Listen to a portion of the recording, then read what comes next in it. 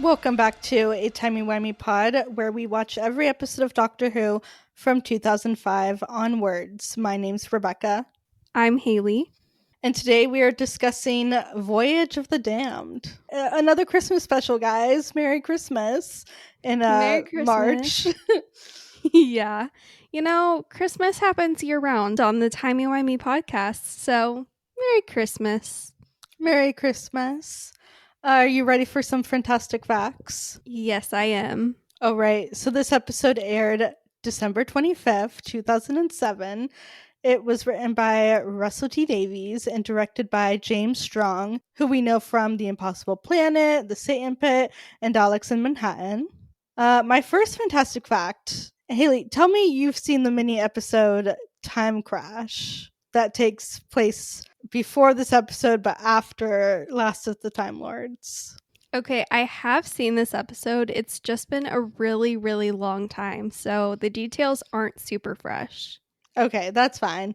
I just wanted to point out, for those that don't know, there's a mini episode that takes place right before this episode, but right after Martha leaves and Last of the Time Lords. It's great. It's with Peter Davidson, who plays the Fifth Doctor. It's a great time. It's a fun jaunt. It's kind of like weird in retrospect because but love it. I just wanted to mention that. This episode was almost called The Starship Titanic, but apparently there's a 1998 video game with the same name. So they went with Voyage of the Damned instead, which I'm really glad because Voyage of the Damned is a much better title and very fitting to this episode. Yeah, much, much better. This episode almost had a alternate ending. Alternate ending? So originally, the ship was going to destroy Buckingham Palace, and we would have seen the Queen cursing out the Doctor, which I'd love to see. And there was also, I guess, production was floating around the idea of a possible Prince Charles cameo. I feel like somewhere in the back of my brain, I remember hearing something at one point about a Prince Charles who's now the king, like having a cameo appearance. Didn't realize it would be this episode. Low key, it would have been so funny if it would have been the hilarious. Queen cursed him out. That would have been so funny. It would have been so good. Honestly, I'm glad the Prince Charles cameo did not happen. Same. I'm also glad they didn't destroy Buckingham Palace because someone would have messed up years down the line and would have like featured Buckingham Palace somehow, and then everyone would have been like, wasn't that destroyed? Yes, it was destroyed in the Turn Left universe, but not in the OG. Yeah, I do love that they brought that idea back around. That's another thing we talked about before with the Toclafane, an idea that they didn't do at the time, but they did bring back. So that's fun. Mm-hmm. Okay, I want to know, what was your original response, feeling, reaction to this episode? Okay, I'm just going to be honest. The first time I watched this episode, I did not like it. Honestly, this is just not one of my favorite Christmas specials. It's probably one of my least favorites. And watching it today, I was like, it's not actually that bad. Like, it's really not that bad. There's not a whole lot. I have some critiques that we'll get into later, but overall the characters are fun. I like the setting. I like the Titanic. They're trying to save it. Love a space Titanic. Great concept. But it's definitely, I don't know, it just doesn't hit the same for me as other Christmas specials. This is definitely my least favorite David Tennant Christmas special. But yeah, what are your overall feelings of this episode? Okay, so honestly, I love this concept. Like, I love the concept of a space Titanic voyage that's like doomed. I just love that idea so much.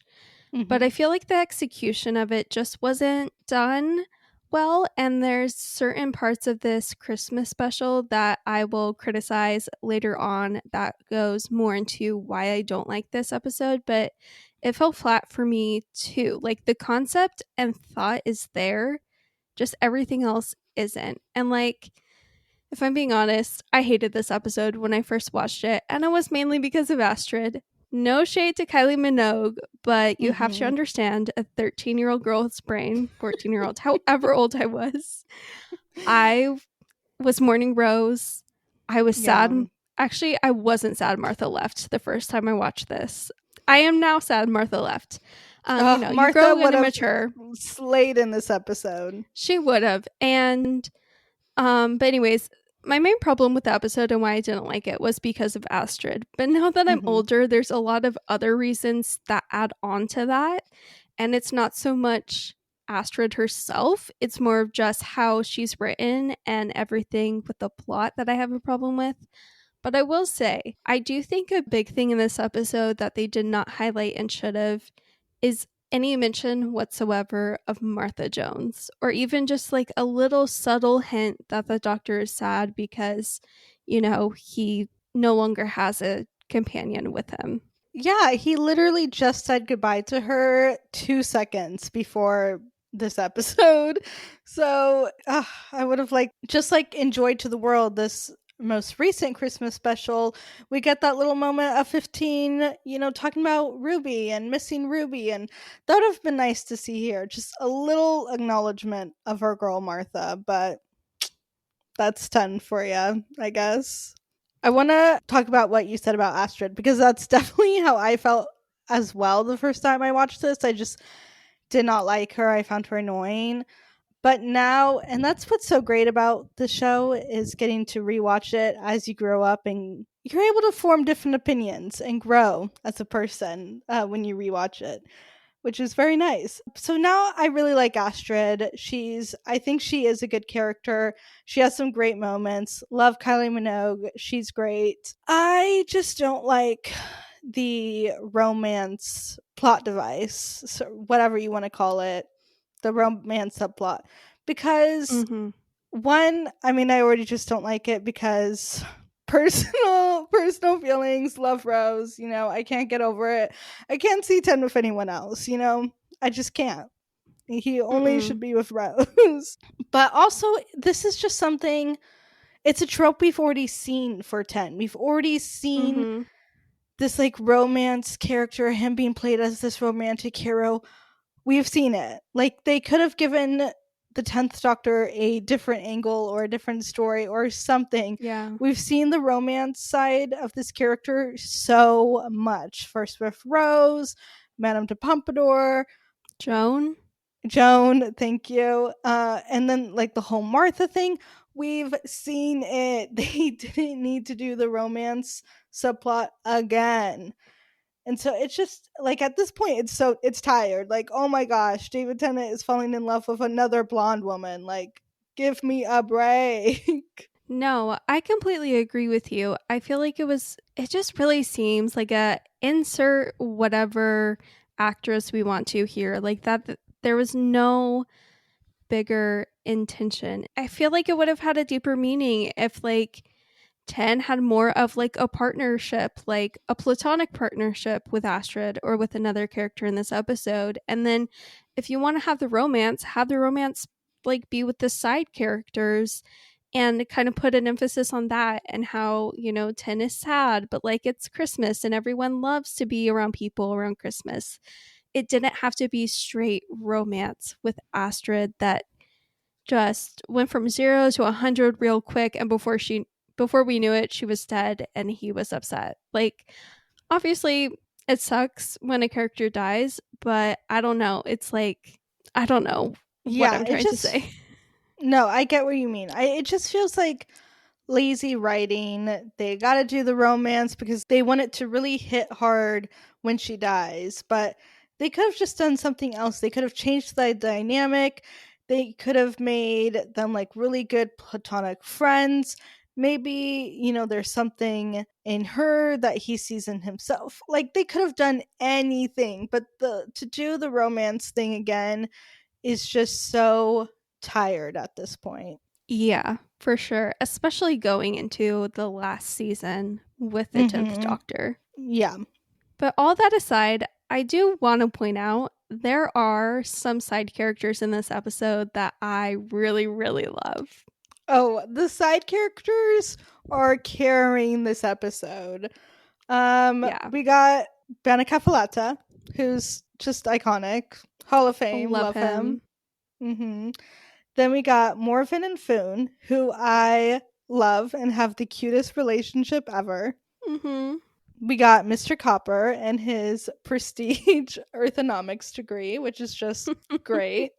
I love the bit where he's like, they eat the people of Turkey every year on Christmas. Yes. I'm like, oh. But you know who I hate, who I don't like, who I wish actually died in this episode?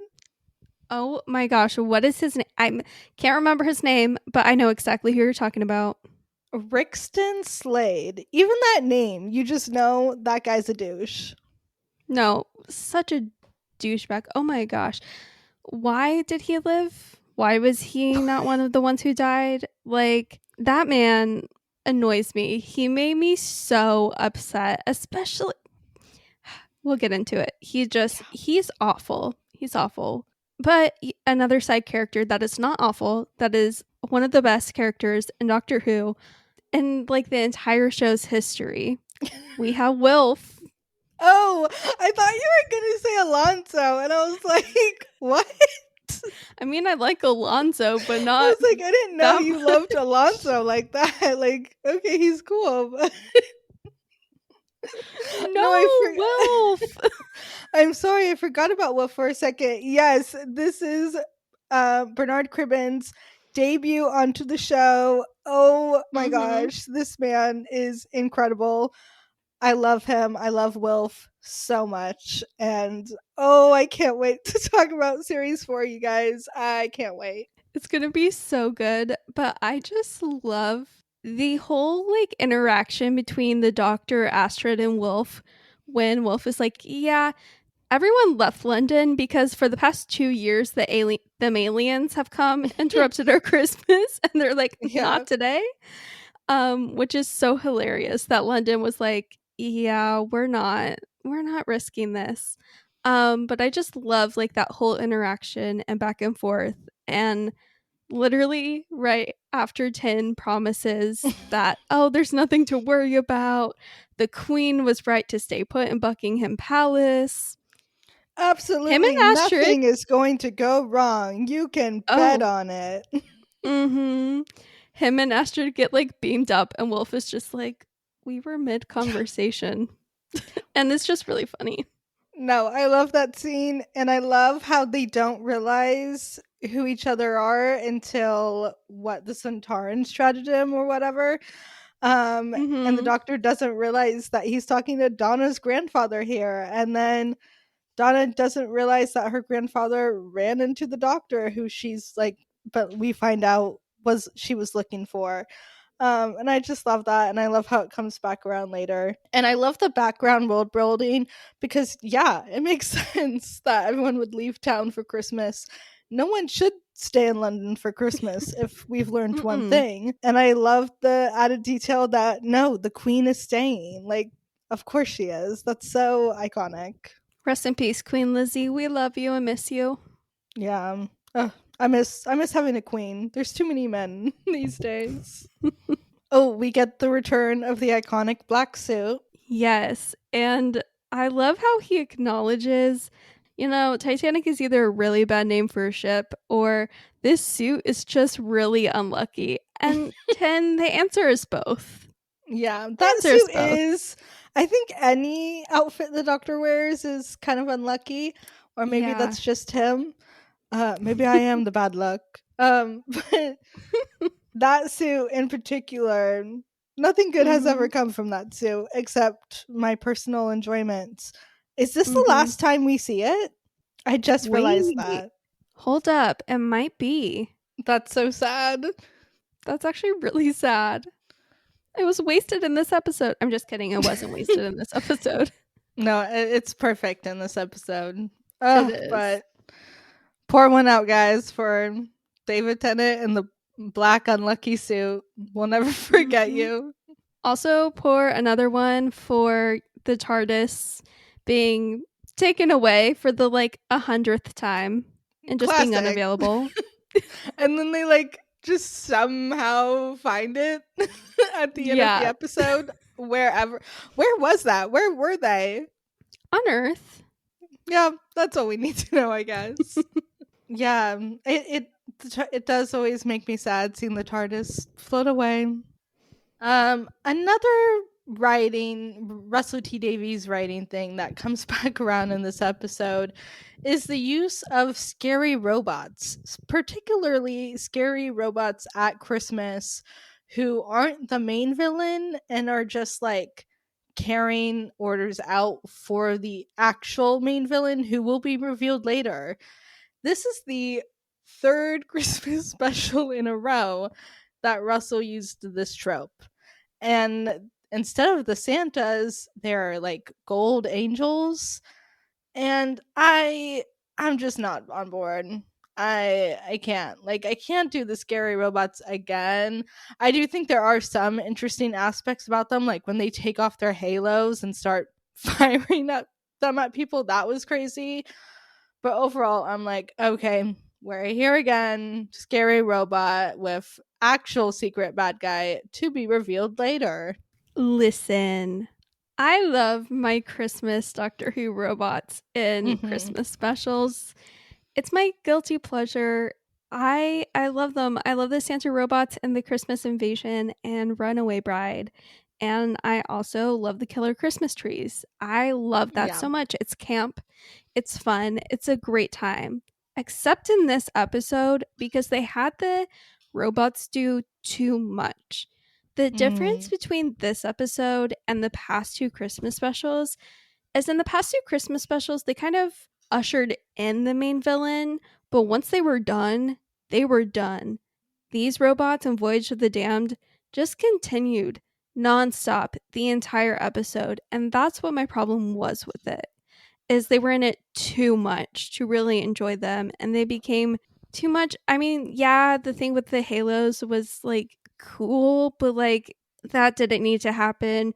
Tin didn't need to fly with the angel robots. The Oh, angel don't robots didn't even need get me to started on that moment. chase after everyone. Like, I don't know. Like, why? Why the robots? Why not just have them trying to get to the other side of the ship literally because it's about to hit Earth? Because it's sinking. Also, the angels start listening to him because Max Capricorn is dead and they listen to the next highest power of authority. And that was the doctor who was a Yeah. stowaway. Why Does wouldn't that it make sense be to you? Lonzo? No. No, I hate the No. angel flying scene, and you're so right. The angels are just too much. They're used way too much. Even I do really love the scene when they're trying to get across the bridge, but even in that, like Bena Kefalata dies, taking them all out, and then one comes back and kills someone else, and it's like, oh my gosh, like it's too much. It's way too much. And honestly though, do you know who I hate more than them? And Do who I tell. actually hate more than Rickerson Slade or whatever his name is? Is Max Oh, Capricorn. Not because he's a villain, okay? That's not why I don't like him. It's because of how he looks. What in the Disney Channel Nickelodeon combination villain is that? And I don't mean that in a good way. I mean it in a derogatory way. no, you're so right. You're so and the tooth thing. I'm sorry, is that the Yeah, master? Like, hello? literally. I'm not a fan of that at all. But you know who I actually hate more than Max Capricorn and even more than Rixton Slade? Wait, who? The freaking captain Oh, who yeah. is just totally fine killing his whole crew and all the passengers because his family will get some money when he dies in 6 months. He really found out he was dying, had 6 months to live, and said, "You know what I'm gonna do? I'm gonna take hundreds of people and kill them with me, just so my family can get a little bit of money, maybe." But it wasn't just that. It was literally 6 billion people on Earth, too. Because if it crashed, it would like Yeah, create some sort of nuclear blast or something. I don't know exactly. But literally yeah, committing genocide. yeah, sir. There's many people in the world and universe who have a short time left to live. It's really sad and unfortunate and very painful. But this is not the answer. Yeah. What is wrong with you? No, I have zero respect for a captain that No. doesn't go down with his ship and doesn't Mm-hmm. do everything possible to save the ship and the crew and the passengers. And this man was just fine letting his ship be destroyed and everyone killed. And that is not a man I respect at all. Absolutely not. He also shoots Alonso when Alonso tries to stop him. Yeah, he's just awful. I don't understand. No. I love before the meteorites come and everything starts going haywire, just 10 in the dining room meeting Astrid. I love when he meets Morven and Foon Mm-hmm. and there's the other table laughing at them and then he like sonics their champagne. That's Yeah. I love that moment. That's so good. It's an iconic moment for sure. And I call them the purple couple because I only ever remember Foon's name. I never Mm, remember her husband's name. Sorry, valid. King. But I love them so much. Genuine question. I know they said the dress code was like fancy dress. Was it like specified that it was Victorian fancy dress? Because literally every single person is cosplaying as if they were actually on the legitimate Titanic in 1912. Actually, that's not Victorian. Sorry, I got the I wrong was time gonna period. say, I'm But like, no Victorian. Um, yeah, that's a good question. I don't know. I like what they're wearing too, and I like how that's their fancy dress. Like that's always, I don't know, it's sweet to me. yeah. Yeah, you're right. Everyone is just kind of cosplaying the real Titanic, but no one seems to know what happened to the Yeah. real Titanic. Hello? I love when he's like, "Did they tell you why it's a famous Earth ship?" No, yeah. So, in the craziness of everything going haywire, the asteroids have hit the ship. The ship is like throwing people back and forth all around, which Hmm. Loki that sequence kind of goes hard. Like It that's kind does. of fun. It's a fun Yeah. watch. I love Um seeing like the damaged Titanic ship shots. It looks yes. great. It does. That looks great for sure. But I love in the craziness of it all and then like all of the side characters are panicking and Berkerson is like, "Well, who are you to like be the leader doctor?" And the doctor, literally in the most dramatic fashion, but I love it. It's like, I'm a Time Lord. "I'm the doctor.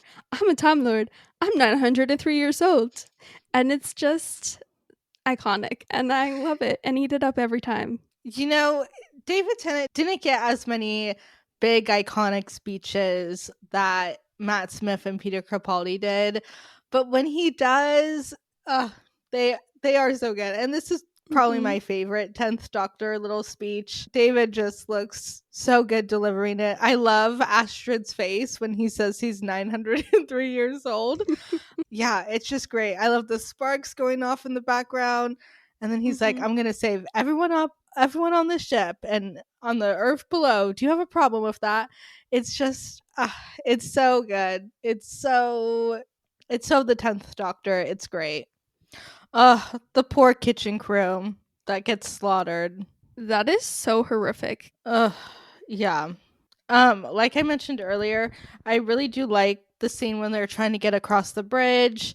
First off, Morven's death, really sad, and like Foon's reaction, oh, so sad, and Brixton just being the worst about it and having Yeah. no empathy or anything. But I love them all trying to get across the bridge, and then the angels come, and I love them having like I don't know how else to describe it except baseball. Like they're literally Yes.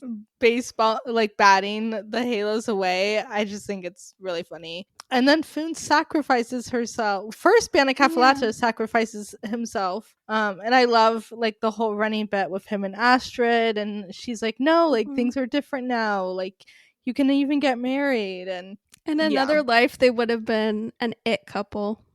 they would have been iconic. Yeah, and then Foon sacrificing herself is so sad, but it gives us a amazing moment that literally gives me chills when the doctor, like, it just the camera just focuses on his face, and he's doing that great David Tennant thing where he's like seething, breathing in and out, and his teeth are showing, and he says no more. And that just gives me so, it just, oh, the chills. It gives me chills, especially because of the 50th anniversary and how that phrase, we find out, just had such a big meaning to the war doctor, and like ending the time war, and then hearing the doctor use it in this episode after losing so many people, and he's like, no more, like, we're not losing anyone. Oh, it's so good. What do you think about that moment? It cuts deep. I love it so much. I always have loved anytime the doctor says no more. And especially Mm-hmm. like you mentioned in the 50th special. Yeah, it is. It's an intense moment for sure. Like several people just like up and died very closely together. And then you just have Rickerson complaining and whining like a crybaby, which is so Mm-hmm. ridiculous. But Yeah. yeah. As much as I don't like the romance story, we've already talked about it. I do, the moment where she like grabs the little box to stand on and is like, there's an old tradition back on Stowe, and then she kisses him. That is kind of iconic. Like, that is a great line. I'll admit it is a great line. I don't like when it comes back around and at the Mm-mm. end and the doctor's like, there's an old tradition, and then he kisses the hologram slash clumps of atoms that is Yeah, that's what I don't her. like. That's Yeah, what I I don't don't like. like I can that. understand Astrid. So real for that queen. But yeah, no. When it comes back around, no. Yeah, no, I don't like it. A line I love as they're like traversing through the ship is when Ten is trying to console, I forget who he's talking to, but he's like, actually, that's not true. Christmas is a time of peace and Thanksgiving.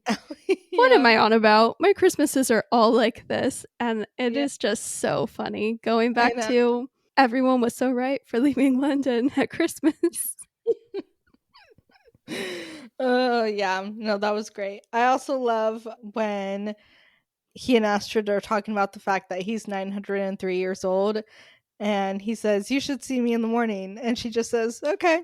I love that. That's great. So we get down to like the lower engine, whatever, and we find out that Max Capricorn orchestrated this whole thing all because his business is failing and the board fired him. And so he did this whole thing because he wants the board members thrown in jail. Why was this the choice for him to make that happen? He casually just said, oh, hundreds of people on board the ship and 7 billion people on planet Earth? Let's go nuke the planet. Like, why would you do that? Like, All just to get the board in prison because they fired you, because your business is failing, because you're secretly a cyborg, and even though that's okay, you're hiding in secret. Yeah, makes a lot of sense to me. yeah, especially because he was in some sort of chamber where he would have been like fine if it crashed or something, and then he would Yeah. go back. But like, what makes you think, Max Capricorn, that people would like not see through you? You literally disappeared. They're gonna think you're innocent. They're not gonna hold you responsible. You're the head of the ship. Also, his catchphrase, again, lazy writing. My name is Max. That's his catchphrase. Like, why is that the catchphrase? That's Like, not a catchphrase. that is the worst slogan, tagline, catchphrase ever.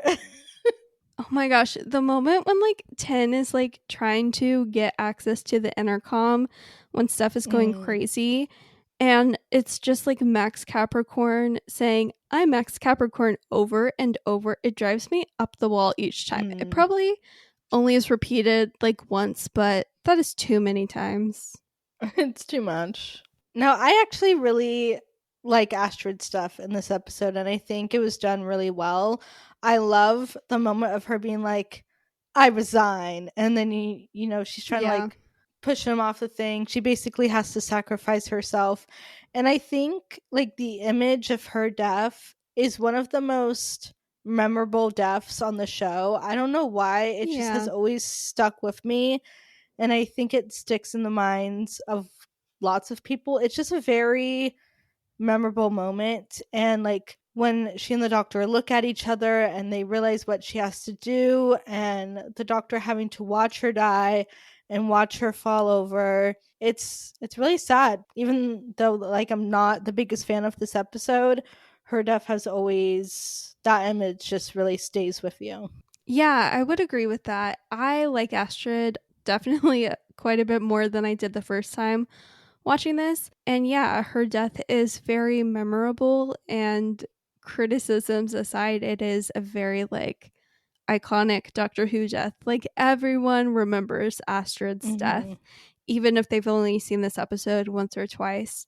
So the whole storyline with her did turn out really well, and I do think as a character, she was like a good one. Again, we had our criticisms, but at the end of the day, she was a good one, and she shouldn't have died. I do always think when I watch her death scene, I'm like, why didn't she try to jump out at the last second? Or like, why didn't she try to teleport at the last second before That she went is over? true. Yeah, I feel like it definitely could have been avoided. And the way she's like quote unquote saved and then her atoms are, Yeah. that never makes sense to me. Like, Oh what are no, we doing me at this either. point? Like, I'm like, she's falling through space as you made her into stardust. Like, you're not falling, you're flying. What are we doing here? literally. It's like, okay, give me a break.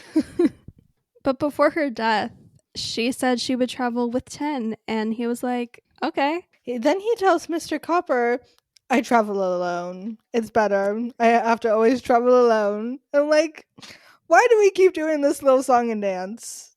We I'm keep like, doing this. literally, I'm like, you just told Astrid you don't travel alone. You just accepted her to be your next companion.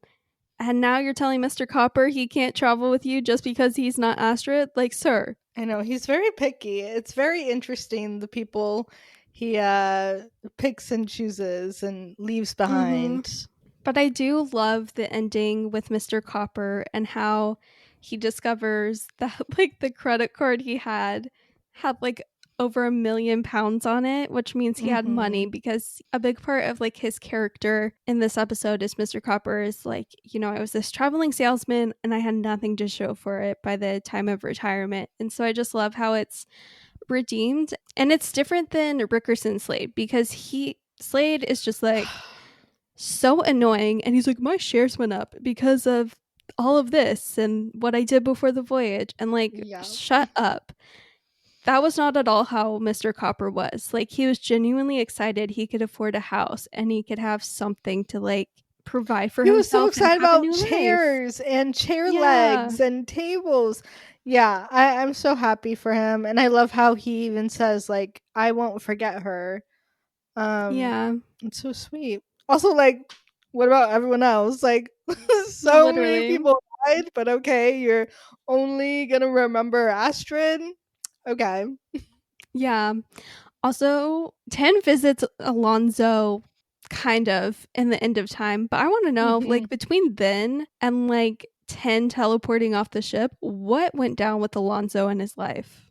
I know, and crazy that the doctor was like keeping track of him, I guess it's fair Yeah. to say. I'm assuming that Alonso, after this, he is like awarded as a hero, and he gets like his pick of whatever ship he wants to captain or whatever. So I'm hoping good things for Alonso. But what do you think about Mr. Copper? What do you think he does? Well, I think he stays true to his promise. He wants to make the doctor proud, and he wants to be wise with his money. And, because he's wise with his money, maybe he will have, I don't know, some sort of butterfly effect on series 4. Wait, what? Okay, Reddit comment said that apparently He created the Mr. Copper Foundation, and the Mr. Copper Foundation created the Subwave Network. Oh my gosh, iconic.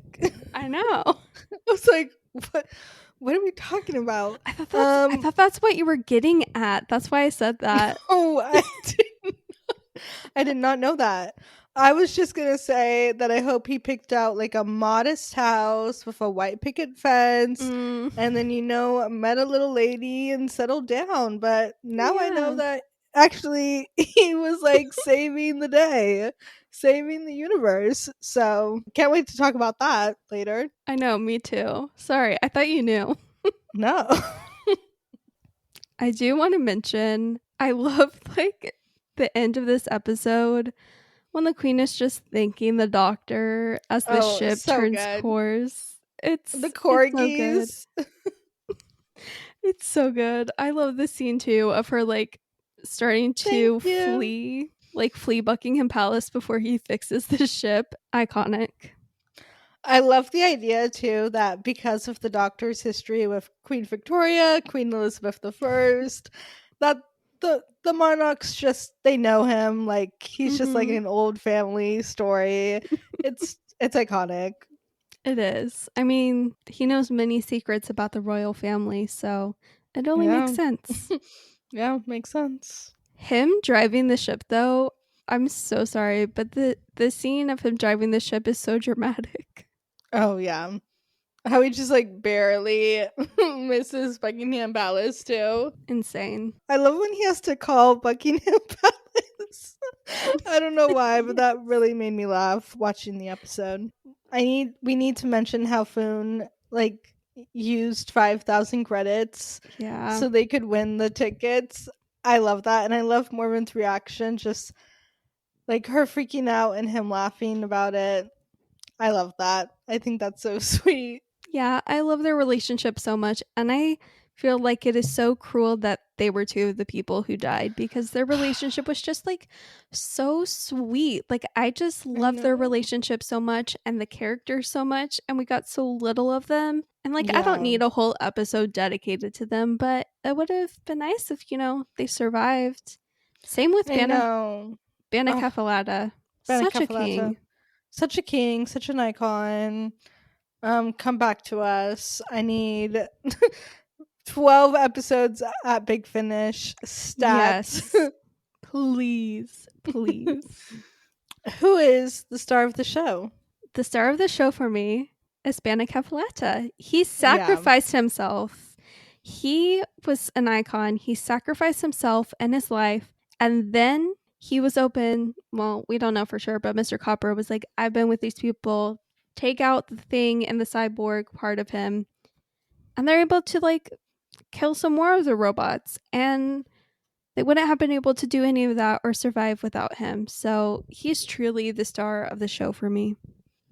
He really is. I love his back and forth with Astrid and how he saves everyone. And, he's really ashamed about being a cyborg, but then he reveals it to save everyone. That's great. I also got to give a special shout out to Alonso because he goes down with the ship, unlike some people. And when the captain is like trying to get everyone to leave, he's like, no, two people have to be here for protocol. And then he tries to stop the captain, he gets shot, and then he stays with the ship. He tries to keep it going. So shout out to him. Another icon. And we're going to see Russell Tovey again as a new character in the spin-off show that's coming later this year? Question mark. Yeah, we don't quite know when it's going to be, but I am really interested to see who this new character will be. Kind of annoyed it's not going to be Alonso, but also I understand it would be kind of weird to just like randomly start up with Alonso of all people. I don't like, oh, Alonso, okay. Yeah, I am excited to see like what he'll get to do with this new character and who his character will be. It's going to be really interesting. Yeah. Oh, what is the heart of this episode? Keep your defenses up. Okay, because the TARDIS, the doctor put down the defenses of the TARDIS. That's how the Titanic crashed into the TARDIS, which did the TARDIS repair itself automatically. Like, we didn't really get any Yeah, it's up fine. above that. I Yeah, think no, it's fine. it repaired itself. I don't know. I think they even Yeah. like have a line in Time Crash kind of explaining it, but maybe I'm wrong. Also Okay. the Titanic had its defenses lowered Mhm. so they would be the meteorites would hit it. So, Yeah. yeah, keep your defenses up, people. Keep your defenses up. Yeah. Do we have any reviews from the past? Yes, we do, and they are all from IMDb. This first review is by the user the_real_big_bird, and they wrote on December 25th, 2007, that after eating my body weight in turkey, I sat down to watch Doctor Who. I stole the dog's new squeaky toy and told the folks to play Brain Train on their new DS and be quiet. Such a sign of the times, by the way. So iconic. I think I also got a DS that Christmas, maybe. I don't know. That's so funny, actually. I miss it. I really, really want to get a DS, but they don't make them anymore. Anyways, they continue saying, to be honest, I was a tad disappointed. The baddie was rubbish. Too many people with about as much regard for their life as a chronically depressed lemon. I mean, as if.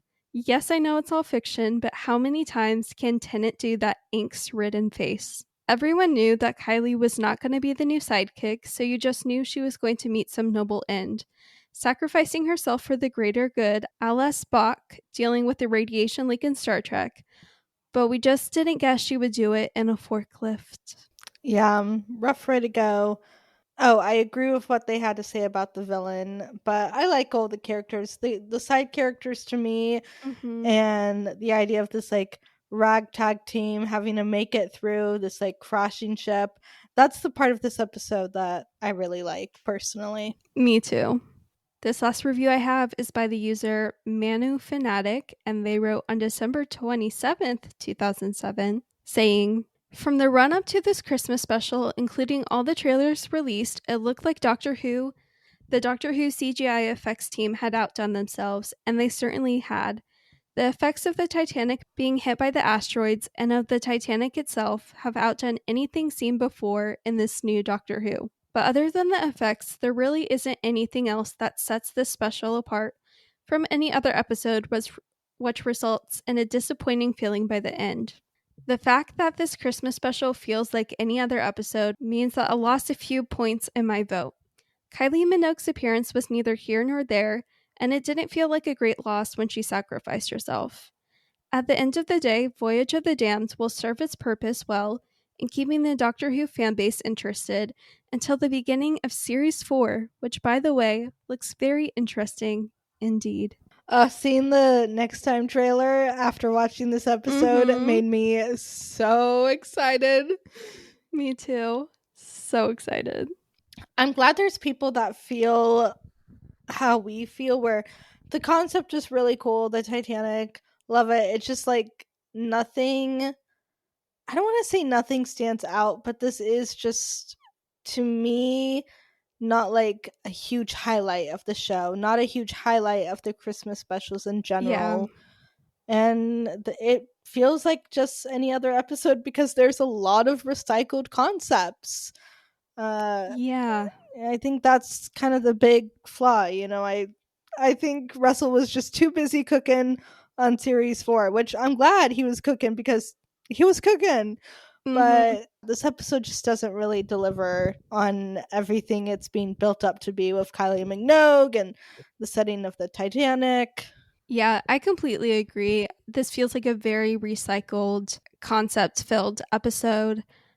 Even though the side characters are really great, I just don't ever tend to watch this during Christmas time. There's other Christmas specials that like I look forward to rewatching every year, and this isn't one of them. Like, it really depends the mood I'm in when I'm doing a rewatch if I want to watch this or not. Yeah, it really depends for me as well. It's definitely not one that I absolutely have to watch every year. I did when I went to go watch this today. I was like 15 minutes into the episode because I started it over Christmas, but I only wanted to watch until they met Wilf. and then I stopped because I just kind of wanted to see Wilf and see a glimpse of all the like characters, but I didn't actually feel like watching the whole thing. So Um real. and yeah, that sums up how I feel about this. I often skip it in rewatches, but it's good to watch here and there every kind of couple of years or couple of rewatches because it's just kind of a fun moment. But yeah. Yeah.